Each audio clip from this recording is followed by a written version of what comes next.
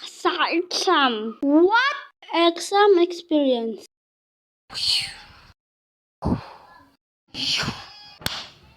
JP Animation. Hello guys, welcome back na naman sa panibagong video. And for today's video, let's talk about exam experience. So let's start.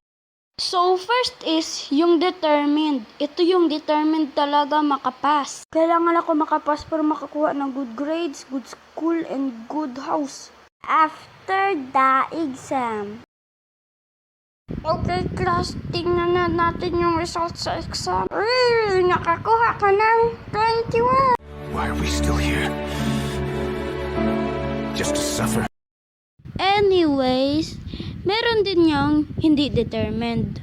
Ay, mini-mini mo ko lang tong exam. Di ko naman gusto mag-college eh. Mini-mini ma.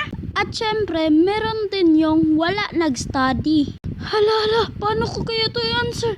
Hindi ako nag-study kagabi. Find X. What? Grade 5 lang ako. Paano ako maka-find ang X? Forget it. I'm screwed. At this is not a danger.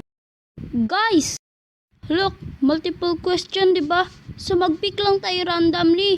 Tama! Alam ko na yung answer. B!